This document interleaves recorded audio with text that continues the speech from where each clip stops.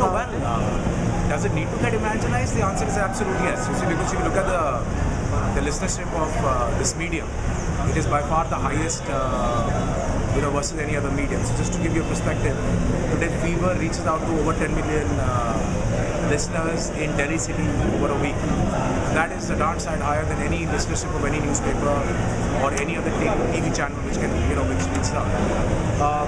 So obviously it does require a far higher, evangelism in terms of giving the benefits of this medium are still very not sold the way it should be sold.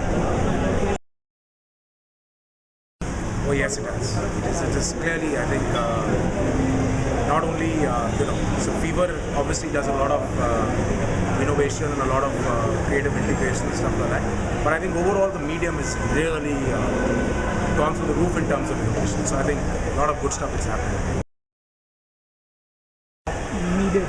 Well, I think it has to be, a lot of it's got to do with the kind of value addition you can do to a client and understanding the business needs of a client and addressing those issues.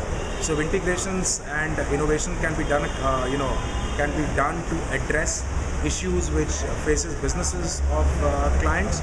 Then that would be really doing the most apt. Okay, and last question. It's a new medium, and yes, I think there has to be many more, forums where clients and the medium can interchange, and where you can actually talk about the medium.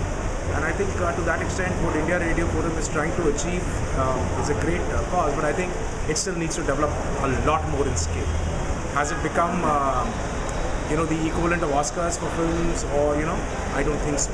But I think these are early days, and I think eventually that's what should be objective. Should